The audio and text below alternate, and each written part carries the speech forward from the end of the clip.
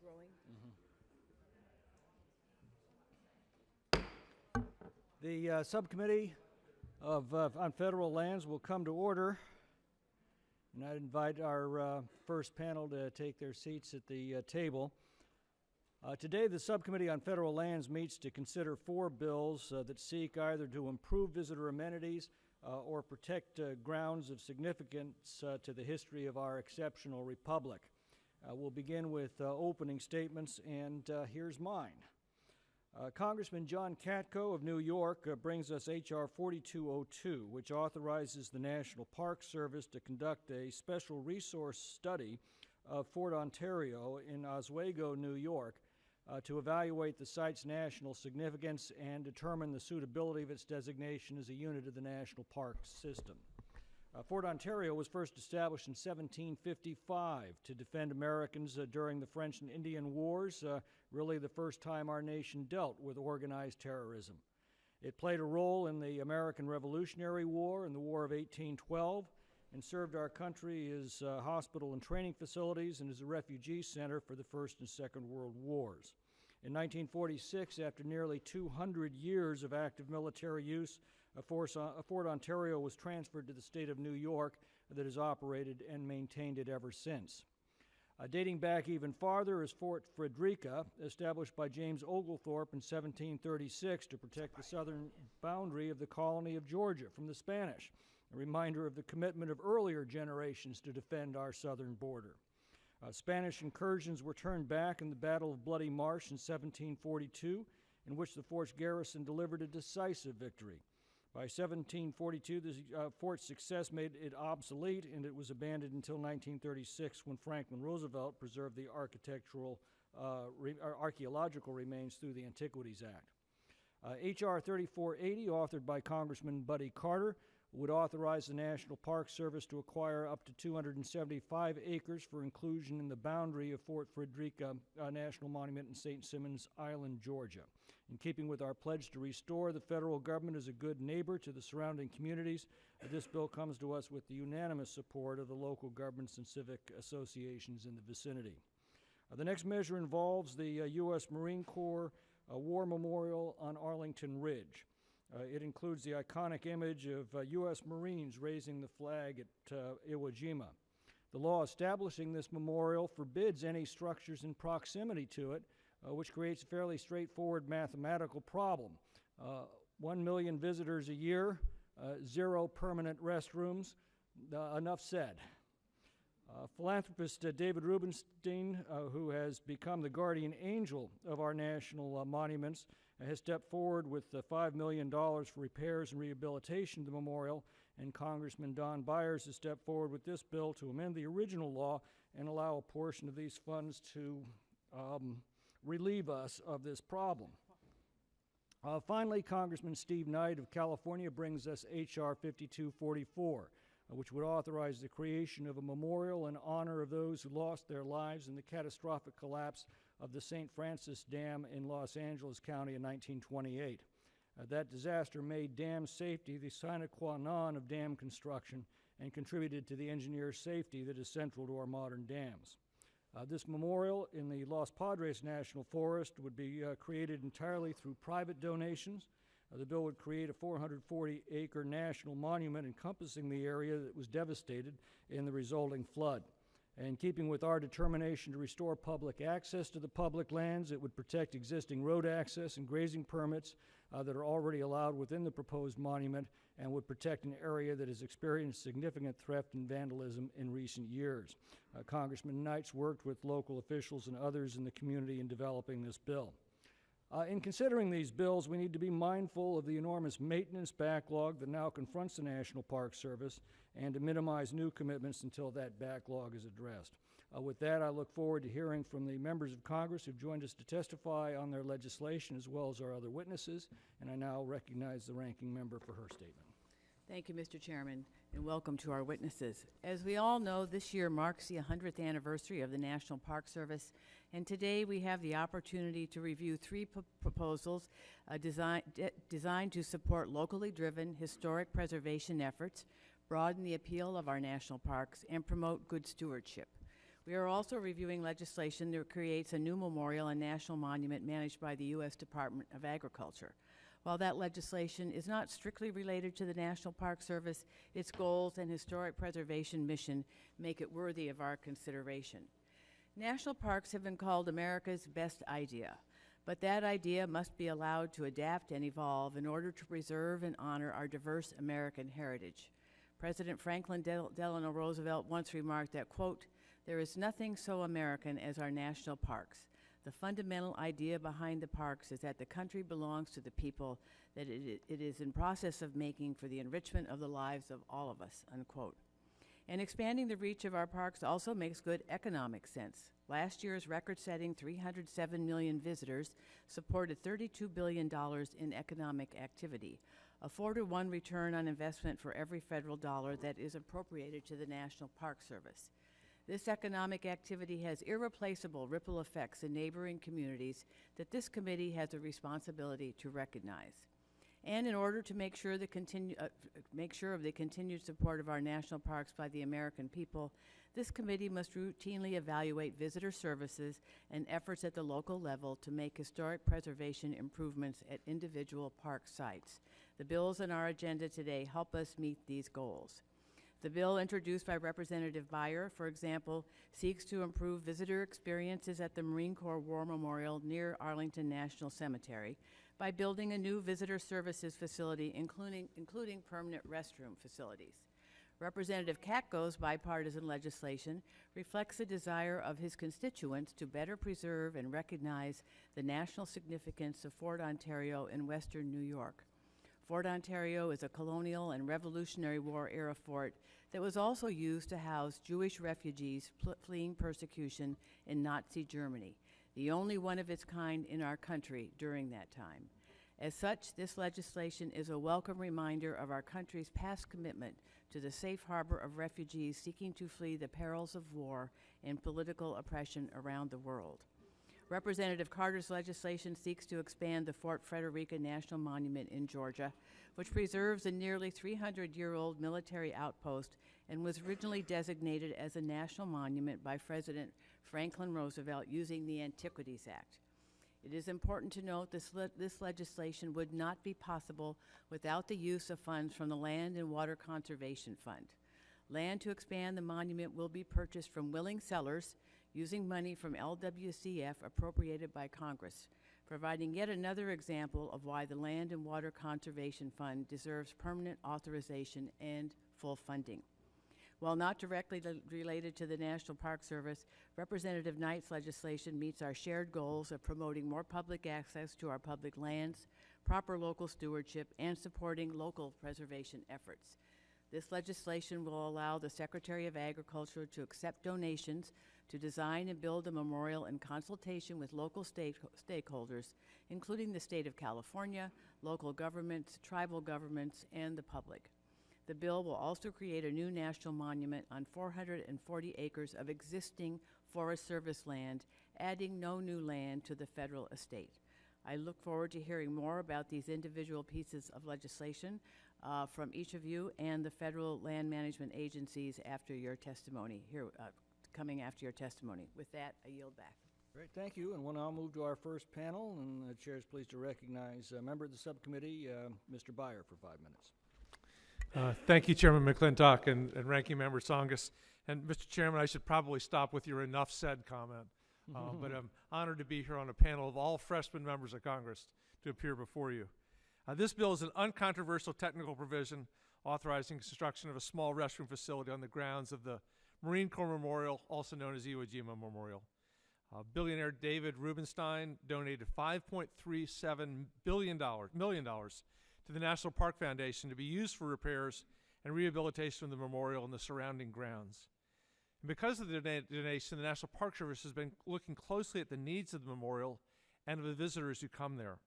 And one amenity the memorial clearly lacks are public restrooms. At the moment, the only restroom facilities available are NPS-supplied porta potties. They empty them twice a day, they wash them once a week, but they're still unsightly and smelly. When visitation is steady and is increasing all the time because of the memorial rehabilitation, there's a clear need to address this deficiency in visitor services.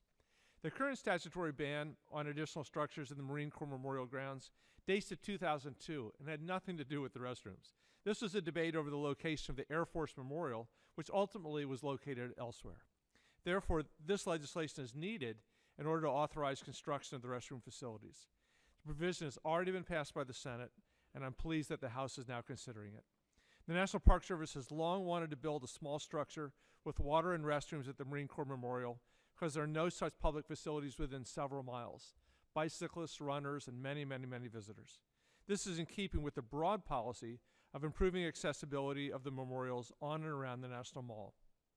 We're particularly concerned about aging World War II veterans, often in wheelchairs, and even many Vietnam War and Desert War, Gulf War veterans who come in wheelchairs.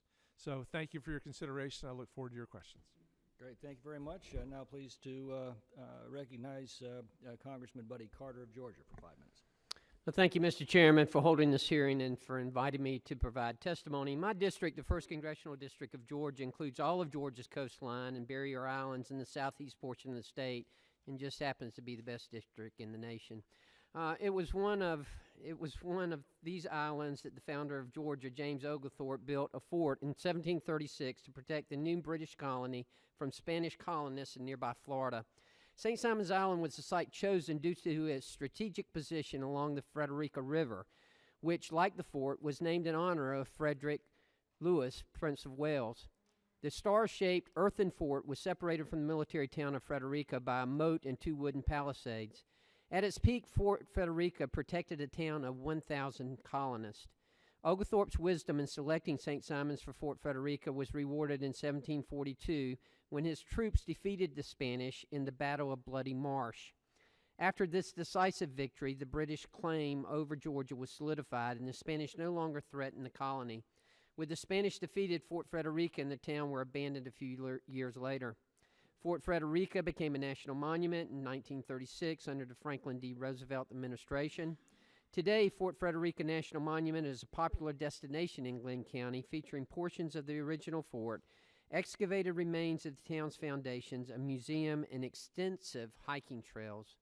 H.R. 3480 would authorize the National Park Service to obtain adjacent land that likely contains artifacts from prehistoric human settlements.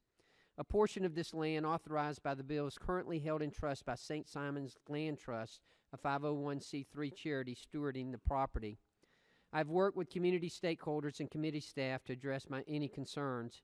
I'm pleased to say that this bill has the support of the full Georgia delegation, the Glenn County Administration, the Brunswick Golden Isles Chamber of Commerce, and the Glenn County Board of Education.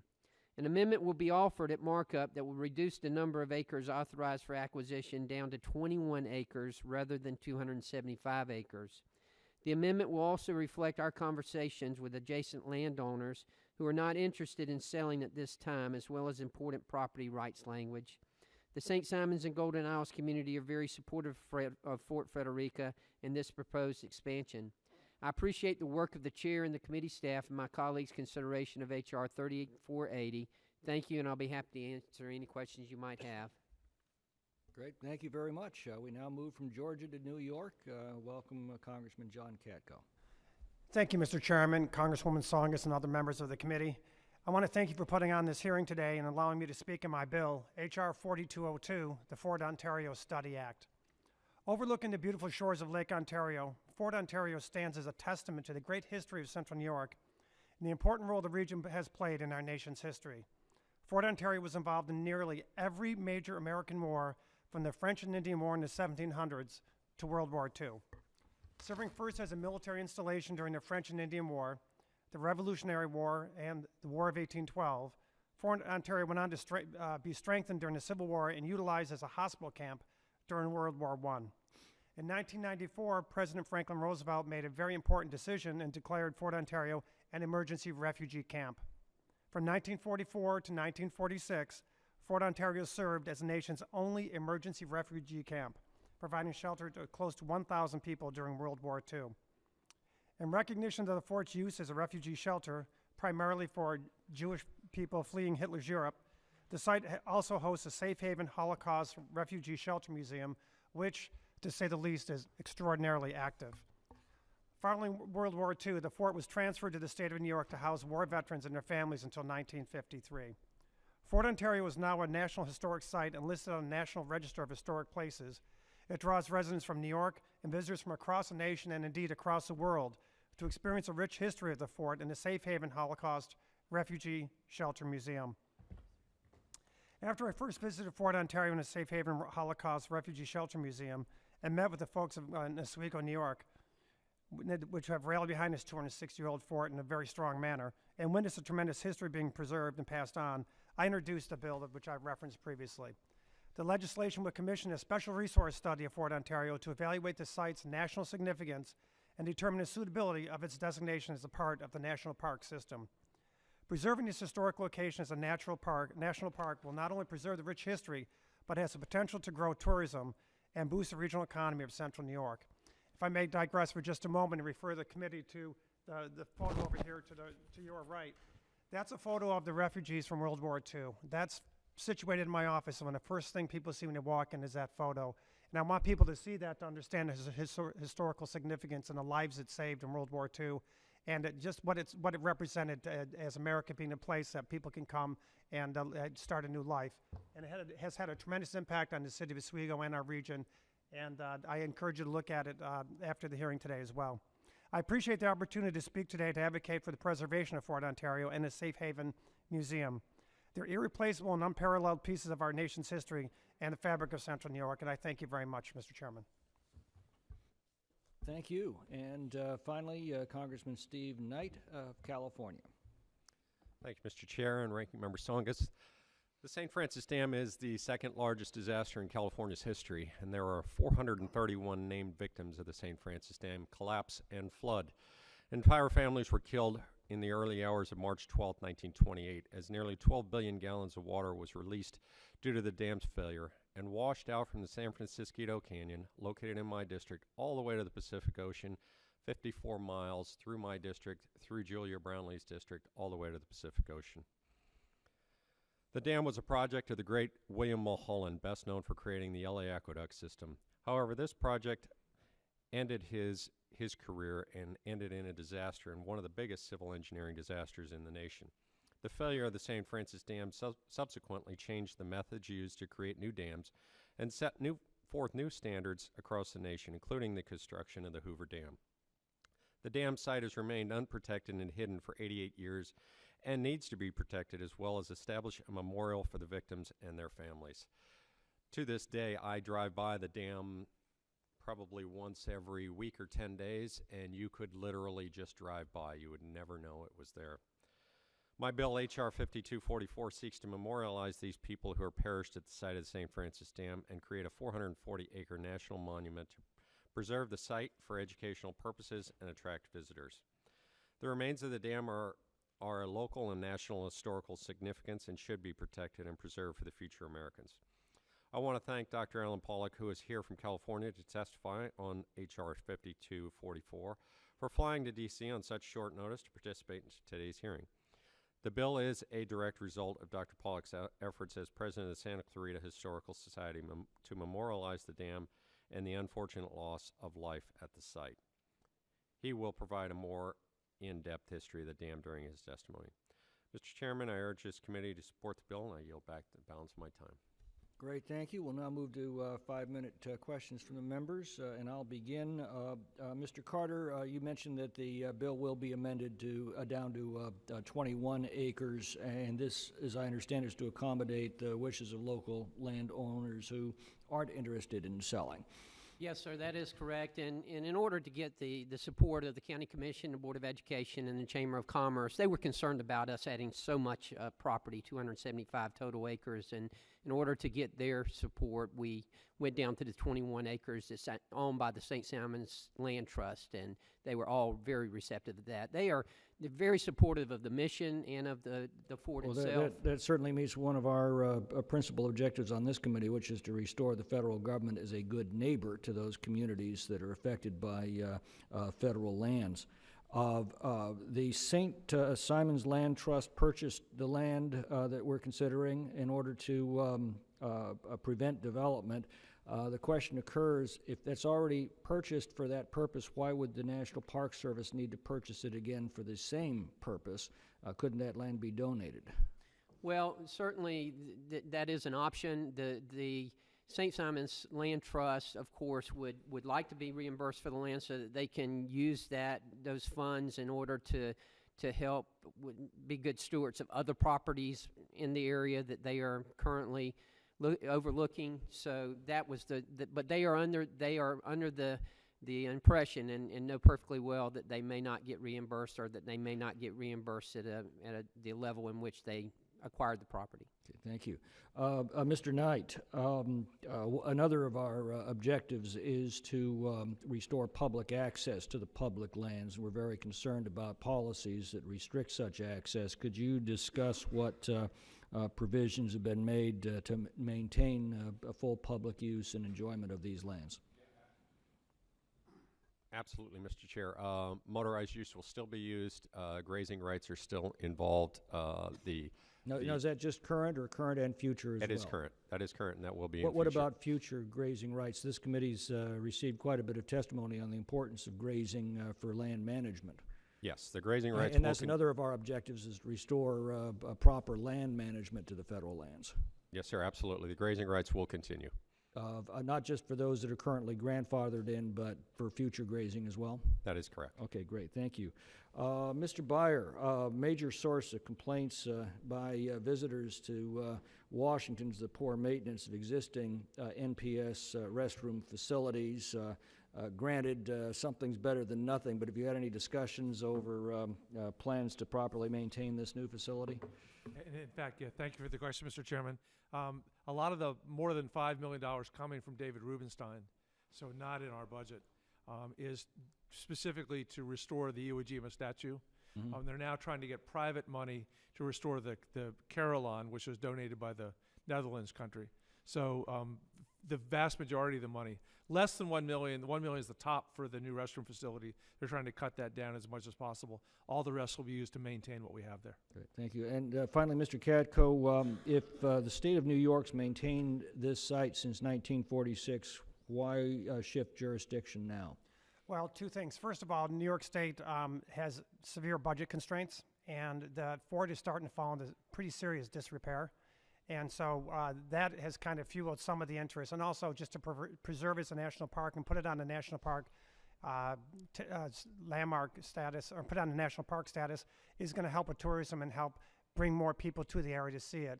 And we've spoken with New York State, and New York State seems to be on board with transferring the property to us. I don't think there's going to be a cost involved. Is this transfer coming at their request?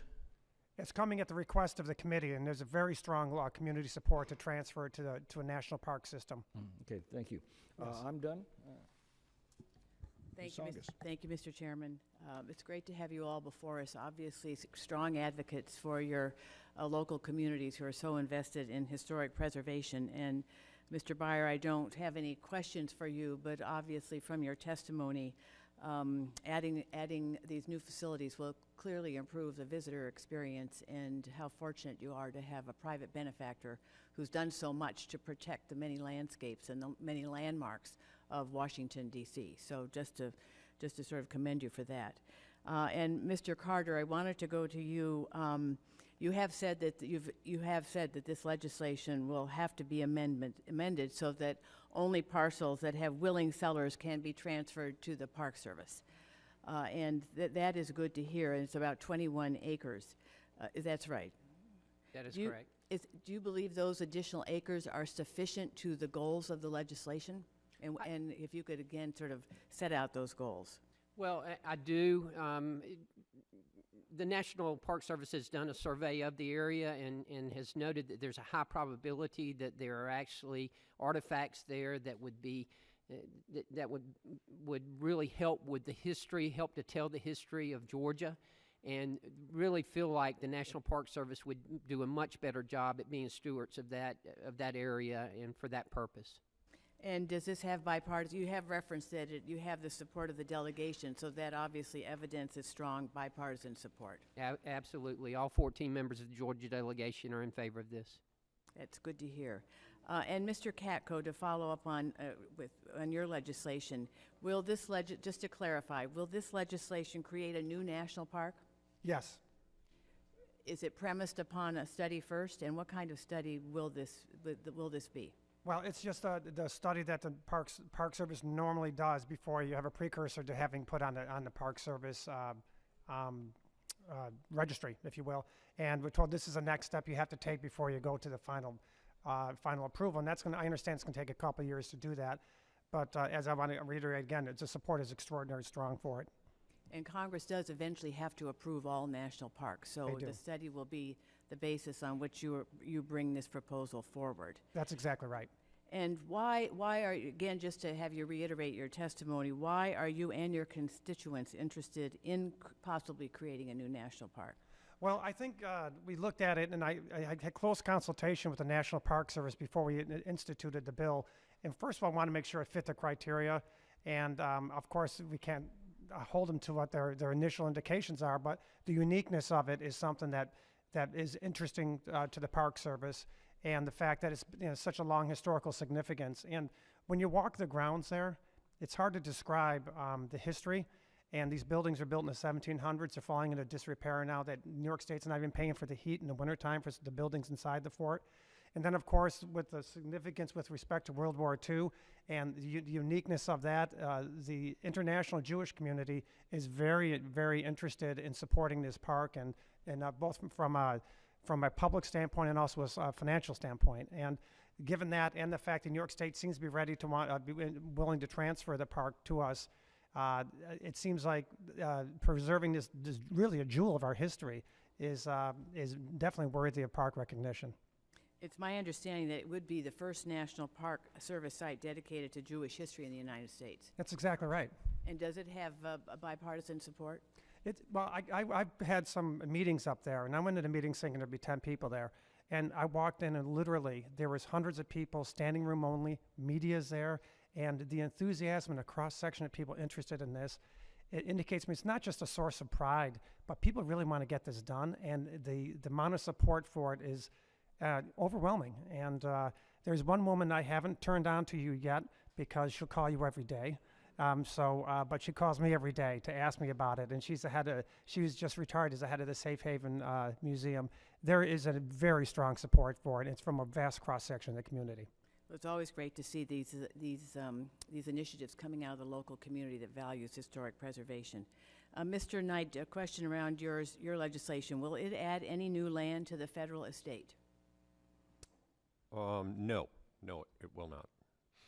And how will the funds be raised for the development, design, and location of the proposed national monument? All private funds. This has been a project that has been trying to move forward in the past 5, 10, 15 years, and it's just been stalled. But the groundswell of the support throughout the community is to get this done. It will be raised all privately. Will there be follow-on support for maintenance? Yes.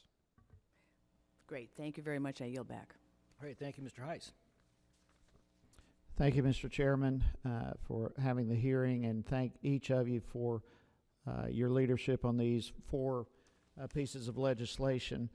I would like to focus my attention on H.R. 3480, the Fort Frederica National Monument Boundary Adjustment Act, and very specifically, I'm honored to be a co-sponsor of this, and I want to thank my good friend and colleague, Buddy Carter, for doing that. And I will say, Buddy, that the only challenge to your testimony that you gave was the fact that the 1st District of Georgia is the greatest in the nation. I think there's others here that might have an issue with that. But thank you very much for your leadership in this, and I'm very much appreciative.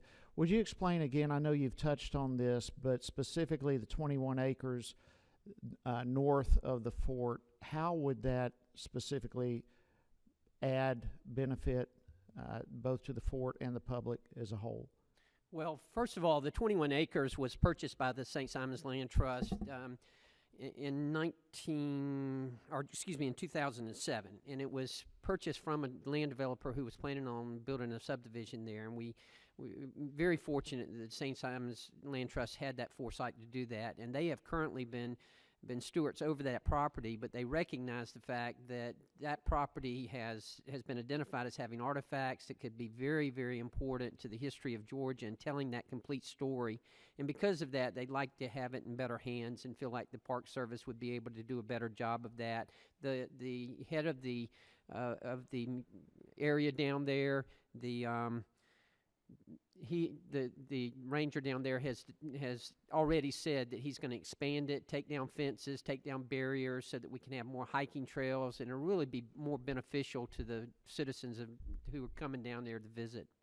Is there a possibility, and I think I'm on the same page as the chairman on this, but specifically, what do you think the chances are of the St. Simon's Land Trust willingness to donate this land, as they have done at other times? We've seen this practice used is there a possibility that they would I think there's a strong possibility. They, of course, would like to be reimbursed at least something for it, because their goal and their purpose is to continue to try to identify areas that they can purchase and keep in good stewardship over.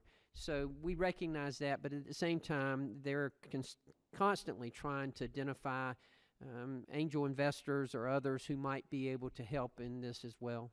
Has there been an ask in that regard? An ask if they'd be willing to donate it? There has, we've talked about it, yes. Okay. So that is on the table. It is on the table. Okay. Yes. And Mr. Katko, it's good hearing from you about the support and the local community that you've had. Buddy, have you had similar meetings in the community, and the support is strong? Absolutely. We've had a number of meetings, and we've got the full support of course, as we said, the entire delegation in Georgia. We've got the support of the Chamber of Commerce, the Golden Isles Chamber of Commerce, and we've gotten the full support of Glenn County Glenn County Commission, as well as the Glenn County Board of Education. Well, again, I want to thank you for your leadership in this. I really look forward to personally being able to visit this new site, and it's exciting, the prospects of the artifacts and what could come forth from this. And thank you for your leadership, and all of you for what you've done in each of these pieces of legislation. And I yield back, Mr. Great, thank you. That concludes the committee's questions. I want to thank our panel for being here today, and we'll look forward to expeditious consideration of their legislation. And with that, I'll invite our second panel to join us at the witness table.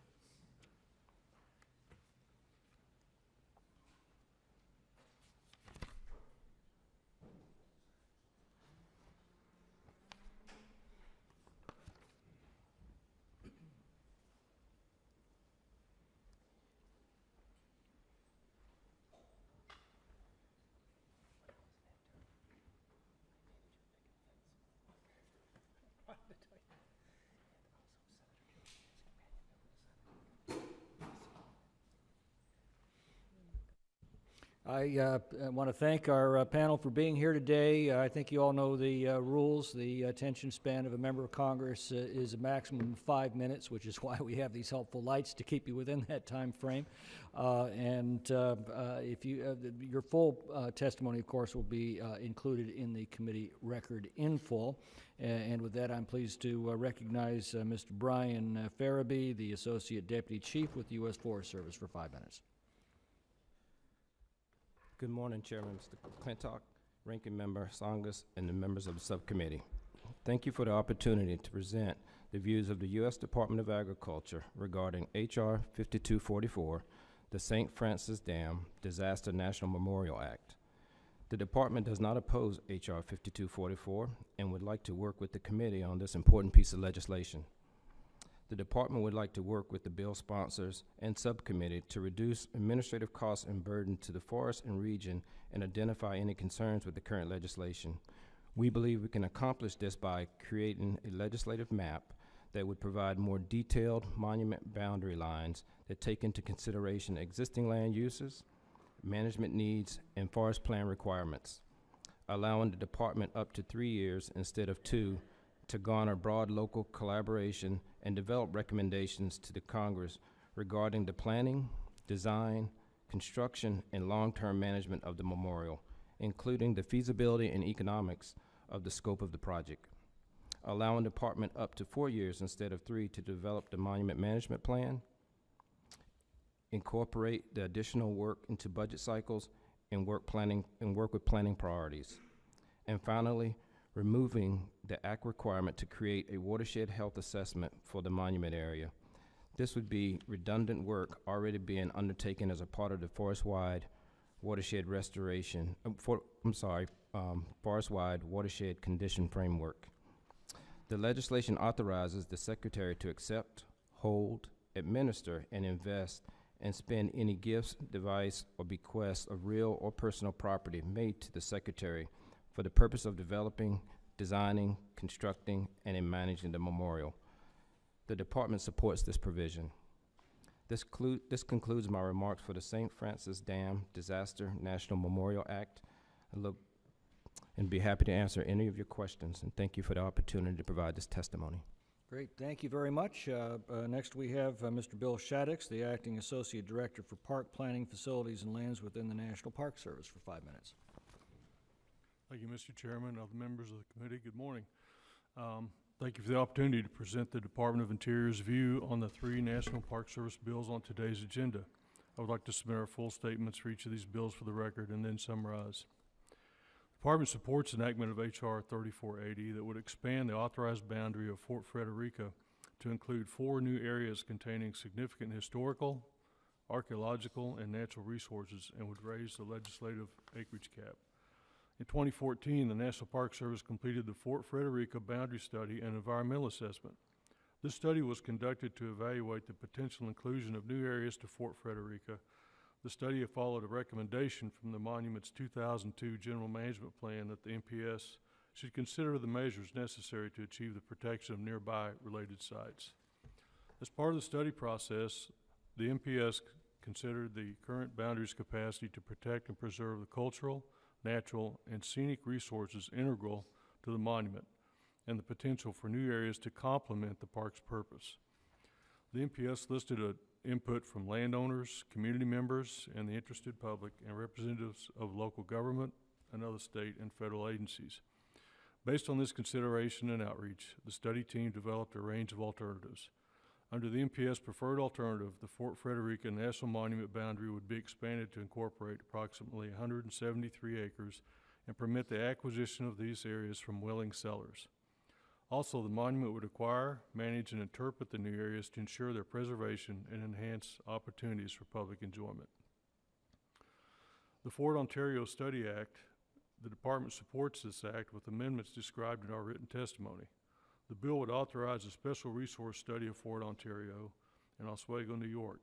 This study would determine whether this site meets the National Park Service's criteria for inclusion in the system of national significance, suitability, and feasibility, and the need for National Park Service management.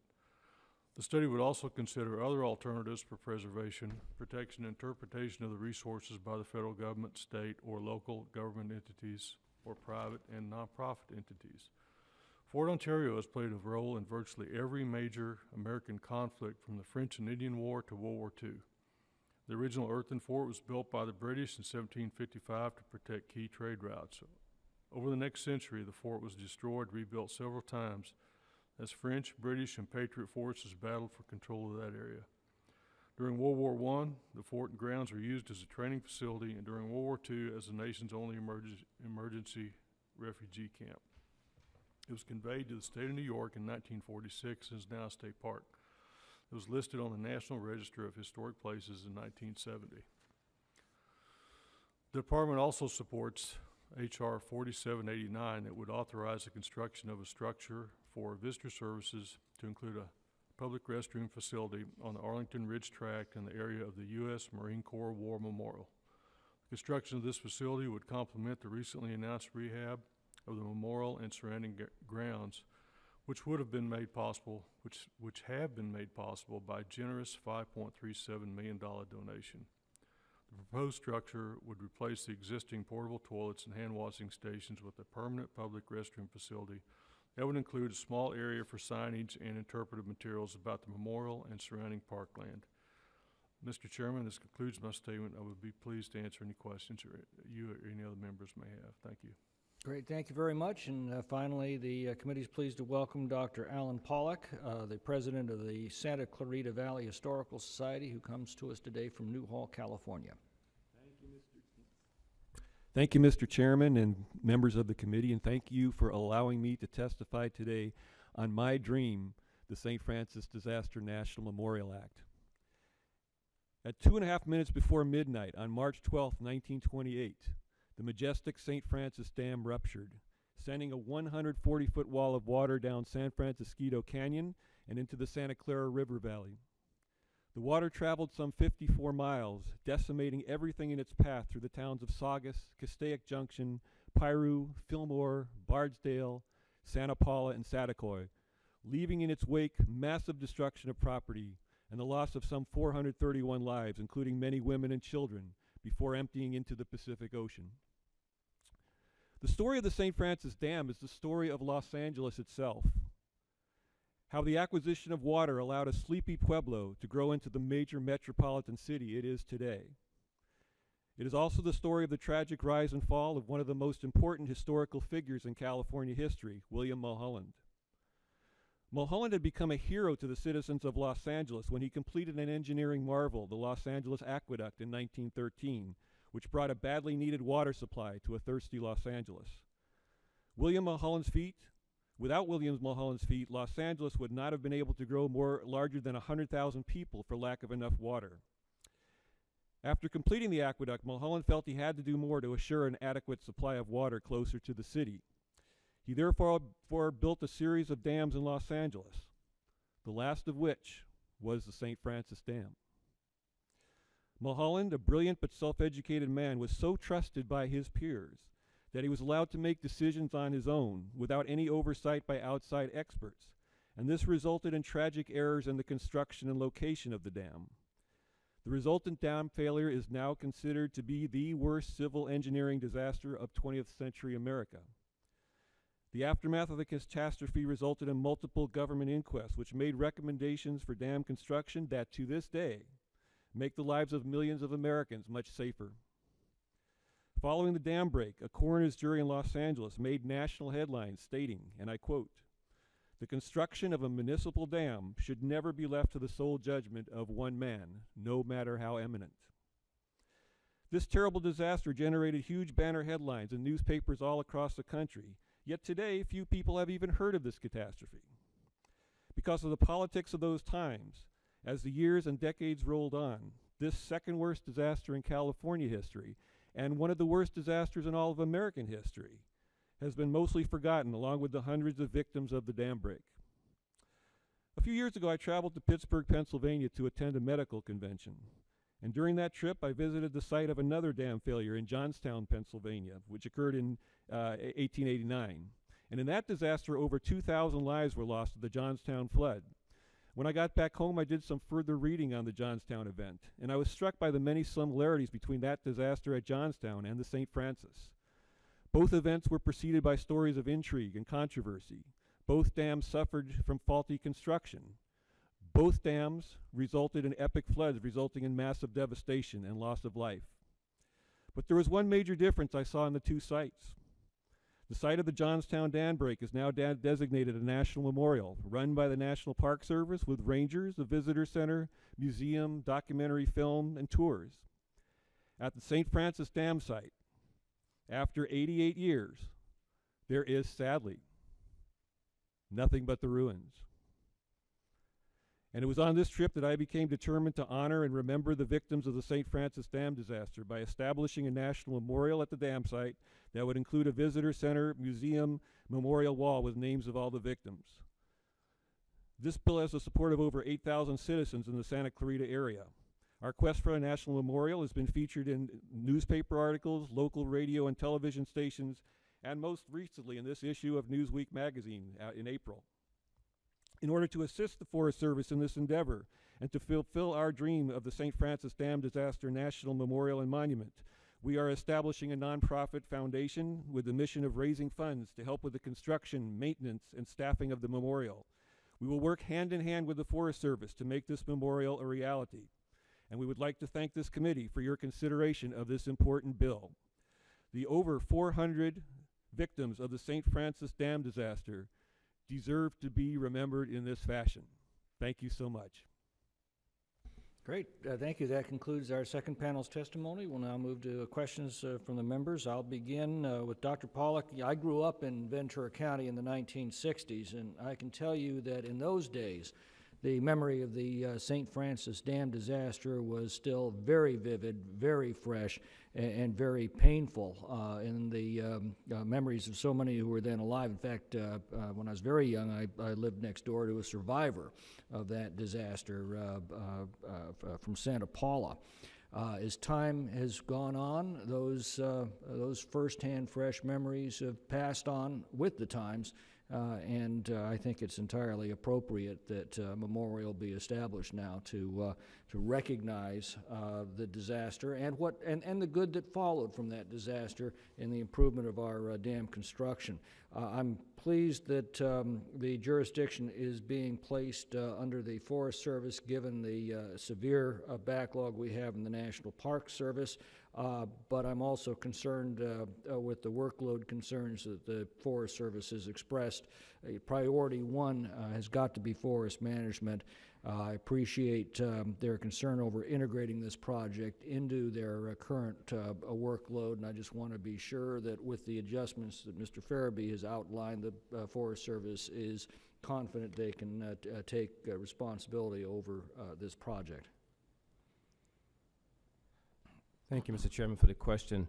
With the modifications that we've expressed and working very collaboratively with the community and with the Historical Society, we believe we can. Right. And may I add that we are extremely determined to make this work with the private sector taking the lead in helping with funding this project and helping the Forest Service. We understand the limitations that they have, and we want to help in any way that we can. Great, we appreciate that. Mr. Shaddix, getting to the question of deferred maintenance, I'm told there's already a deferred maintenance backlog of about $2 million at the Fort Frederica site. How does this bill affect that backlog? Thank you, Mr. Chairman. Since this is mostly vacant land, we don't anticipate a lot of deferred maintenance, if any. Most vacant land doesn't really contribute that much to deferred maintenance, and the park has money in hand to construct any kind of a boundary fence or whatever else they might need if this property came into federal ownership. Okay, moving to the Marine Corps memorial, I mentioned the complaints that we get routinely about the poor quality of restroom maintenance at many parks facilities. What steps are being taken to address these complaints and ensure we don't begin hearing them from the new facility? Yes, sir. For the Marine Corps Memorial, we currently have a contract in place for the porta-johns and hand-washing facilities. It runs roughly around $24,000 a year. And we anticipate that the cost of maintaining the new structure with donated funds would be somewhere in that neighborhood. So we should be able to just transfer that existing money over to maintain that new structure. All right. Finally, regarding Fort Ontario, Mr. Katko mentioned that the New York State government has serious budget problems. Obviously, so has the federal government. What costs would be involved in the transfer of this jurisdiction? We're not aware of the cost right now. We haven't really talked to the state and would not start those discussions until the Congress authorizes the study, at which time the planners and other folks would get into some serious investigation and look into the issues surrounding any kind of a transfer. So basically that question will be answered by the study? Yes, sir. All right, thank you. Ms. Angus. Thank you, Mr. Chairman. Mr. Pollack, I want to thank you for your testimony. I think so much of these local initiatives of recognizing local history depend upon the passionate advocacy of residents, and you obviously are very passionate and well understanding of history, local history you're trying to protect. So I just wanted to thank you for that. As we've been discussing these various bills, we've heard a number of testimony and how fortunate we are to have either a land trust, hold land in trust until it can be acquired by the federal government and appropriately overseen as it would be at Fort Frederica.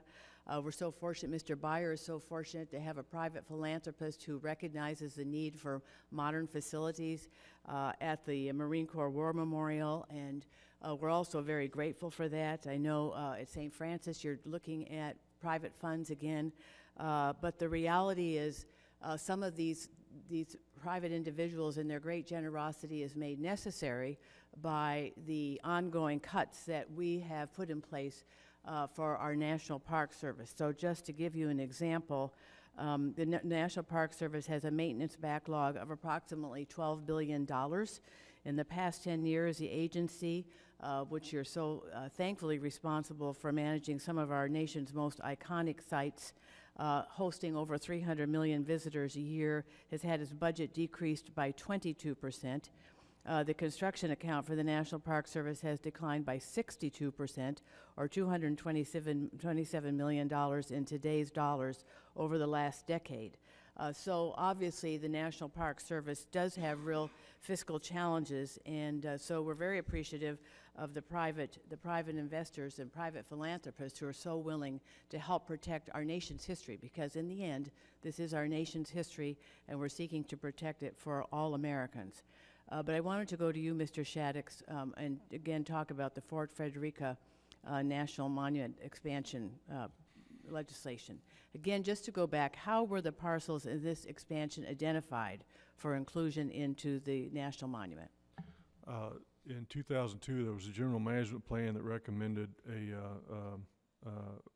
boundary modification study to see about protecting what was then known as archaeological resources on those properties, cultural resources, things like that. So it was through that process. And how was the public engaged in that process? Quite extensively. The Park Service first met with the landowners involved, and then they held 3 public hearings. They had a positive reception for those. Newspapers and radio stations in the area carried this story. Environmental assessment was released for public review and comment through the local and regional media, and targeted mailing was made to stakeholders in the area to make sure they were aware of the issue and what was going on. They had public meetings at the Visitor Center. Landowners were invited to attend pre-meetings prior to the public meetings, and they received many comments, mostly positive for the new area. And most of the comments were from individual citizens living in the area. So it was quite extensive outreach. And I must say, it's pretty common for any of these special studies that Congress authorizes. And was the goal to identify willing sellers? Absolutely. And does the National Park Service always identify willing sellers when planning to buy in holdings or other private land? Yes, they do. The President's, so as we're talking about now, whether or not the land trust should be reimbursed for having purchased the 21 acres and holding it, safeguarding it as this legislation moves forward. And one of the things I just wanted to reference or talk about was that this year's President's budget requests $900 million, the full amount authorized for collection in each year in funding for the Land and Water Conservation Fund. And these are funds that could be made available to make the land trust whole so that it can then go on and seek to protect other land holdings and other lands in the area that it deems to be of significant value.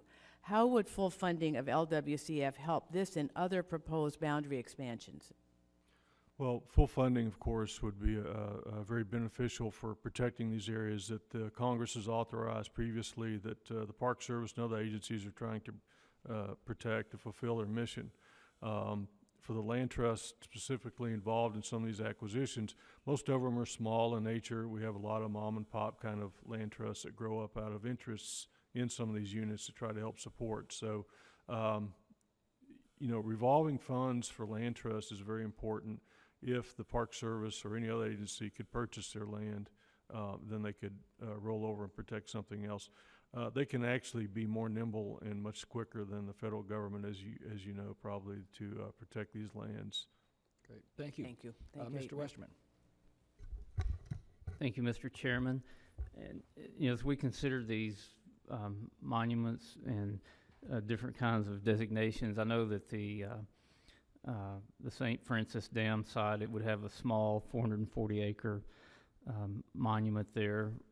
We've got much larger ones across the country and other ones proposed. So what I'm really concerned about at the end of the day is how the management takes place on the land.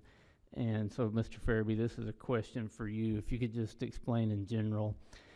So you've got a national forest with a wilderness area in it and a monument area in it and private land abutting it. What would be the major differences in general as far as the management plan on a wilderness area, a monument, and then just what we'll call the normal national forest land? Thank you for the thank you for the question, Congressman. So, as you probably are well aware, we have statutory requirements by Congress of how we manage wilderness areas.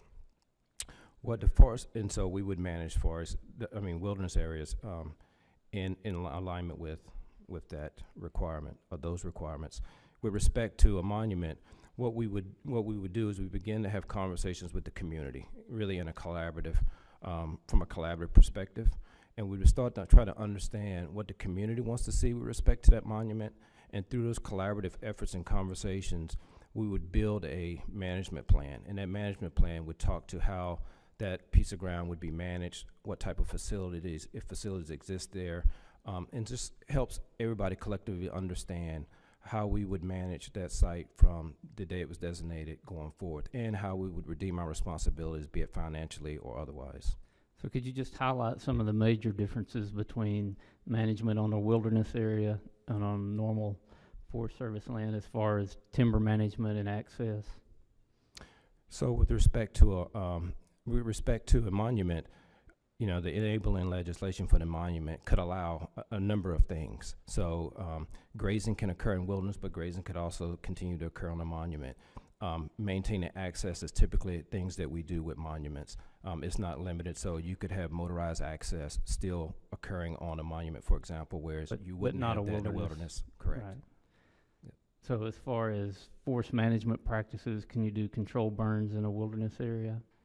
If spoken to in the enabling legislation that establishes the monument, so you could speak to the types of vegetation management activities that could occur. But those are some of the things that we would like to explore and ensure that we have fully acknowledged the activities that are currently going on within that footprint, and things that we think still need to continue in the future to ensure not only that we honor the people who have lost their lives and were displaced, but some of the other activities that we think need to occur so we can redeem our responsibilities as land management stewards. So how about outdoor sports and recreation on a wilderness area versus a monument? I would say no different other than when you get to mechanized or motorized uses. So hiking, that could occur, biking could occur, that wouldn't occur in wilderness areas. So the difference would really be just around motorized and mechanized equipment use. And on timber harvest to maintain a healthy forest? That can be allowed in monuments. Okay. And Mr. Shaddix, I'd like to ask you similar. I know the Park Service has several monuments. Do you manage those monuments similar to the way the Forest Service would from a multiple use perspective? Generally, yes. It depends on each monument's authorizing legislation on how they're managed, but generally, yes. So do you have active timber management and forest management practices taking place on monument areas? If some of them have that legislation, then yes. So do some of them have that currently? I don't recall right away. I could provide that for you. Okay. So you just want to make sure as we designate more of these areas and set land aside that we're still managing properly to keep the forest healthy in and around those areas. I yield back, Mr. Chairman. Mr. Byer. Thank you, Mr. Chairman. And Dr. Pollack, thank you for bringing the history there. I now have a connection from Mulholland Falls and Mulholland Drive and all that good stuff. And to be fair, I had never heard of the St. Francis Dam failure. Sir, that's part of the story here, is that very few people have heard of it, particularly outside of our area, and it's a very important piece of American history that we're missing here. Yeah, it reminded me of Hurricane Camille, which few people outside of Virginia have heard from, that killed 153 people one night in Nelson County, and not by drowning, but by blunt force trauma. Came down so fast it just knocked them all down. So, how is the St. Francis Dam site being used now, and can it even be recognized as a former dam? That's a good question. If you were to pass the site yourself and just drive by, you probably would not recognize what you're looking at. But there are remains of the dam. There are big blocks of the dam that were driven down the stream by the water that are still sitting there in the canyon. There's still the foundation of the dam, and part of the story, a lot of the dam remains were jackhammered away or pulverized by the city, and that was part of the politics of the time to sort of get the memory under the rug so that the city could move on. But the remains are there, and the way that the remains are, the condition of them is just part of that story, the whole story of the St. Francis Dam. We take people on tours to the dam site at least a few times a year. It's an extremely popular tour and when you tell the story there at the site, people just walk away amazed, and it's just remarkable when you actually tell that story. Yeah, thank you, Dr. Pollack. Yeah. Mr. Farabee, at the end of your written testimony, you talked about the department not supporting the requirement to develop a watershed health assessment in the St. Francis bill, and that you said it was basically redundant, that there was already existing watershed condition assessment in the Angeles National Forest as part of the watershed condition framework. Will this save any money if we eliminate this part? To Dr. Pollack, and Mr. Knight's not here with us now, is there any, or perhaps the chairman knows, a requirement that this be an essential part of the bill? Well, we believe it would, clearly, we think there's inefficiencies and redundancy, and so we think there's a cost associated with not having to do this piece of what the legislation is requesting, not because it's not important work, it's just because we're already doing that work. And so in the work that we're doing, we've identified high priority watersheds, and within those watersheds, what's impacting them that is not allowing them to be fully functioning to the degree that they should be. And that's ongoing work. Now we believe that that work addresses what this legislation was attempting to address or get at. Okay. Dr. Pollack, do you have any different perspective on that, or? I have no different perspective. I think that if the Forest Service is already managing in that manner, I think they're already doing a good job with that. Okay. And Mr. Chairman, not a hostile amendment at all. Perhaps we could talk with the sponsor to see if it was appropriate in a manager's amendment. But he may have a better answer too than we have. So, and then finally, Mr. Shaddix, in your concern about the also 4202, you mentioned deleting sections 36B5 and 36B6. Do you have comments or thoughts about that? And how essential are they to the bill? What problems does that present for the Park Service? Are you talking about the management issues in the bill? It's an analysis of the effect of designation as a unit on existing commercial and recreational activities, on activities concerning energy production and transmission infrastructure. And then the second one is on identification of authorities who would compel or permit the Secretary of Interior to influence or participate in local land use decisions. Right.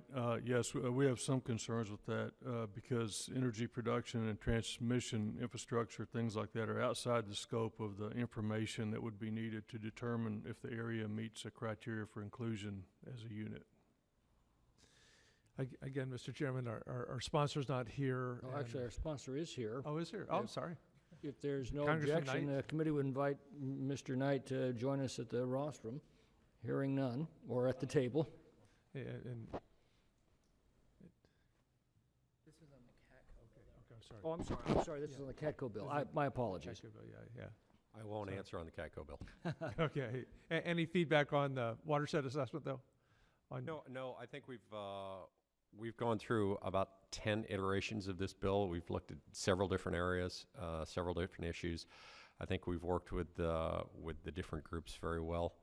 And this bill is the culmination of working with everyone together to making sure that we're getting exactly what we want, not impacting the area, and making sure that we're going to get a memorial at some point. Okay, great. Thank you. Mr. Height. Mr. Chairman, you about. Thank you. Thank you, Mr. Chairman.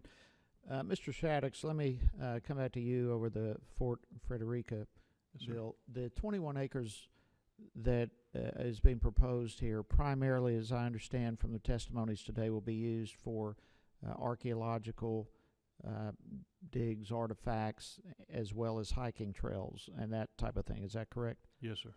So its primary purpose is not as a buffer to what's existing now. The public will have full access to it? Yes, sir. Okay. And how will that work in the midst of the archaeological digs? Most of that research is in a very confined area, those kinds of archaeological research areas, so the public would have access to maybe look at the dig, maybe not go right into the middle of a small dig or something like that, but they would have access to the rest of the property. Okay. And in your opinion, the St. Simon's Land Trust, what are the chances of, in your opinion, of them being willing to donate this property? I've seen a lot of land trusts donate property, but I know that a lot of the smaller land trusts are stretched for funds like everyone else, and so I know a lot of them prefer to do kind of a rollover. If they could get taken out, they try to meet their other obligations elsewhere. I'm not familiar specifically with that land trust, so I don't know exactly what their wishes would be. Okay. Thank you. And what is your degree of satisfaction with involvement with the public in this whole transaction? I think it's been very extensive. It's been done very well. And I think they did a good job in reaching out to the local community specifically, as well as all the other entities that, whether it's the congressional delegation or others that are involved. So they did as good a job as they could. Okay. Thank you very much, and I'll yield back, Mr. Chairman. Great, thank you. That concludes our questions. I want to thank the panel for joining us today. There may be additional questions. If they're submitted to you, we'll keep the record open for 10 days to receive your responses. And with that, if there's no further business to be brought before the subcommittee stands adjourned.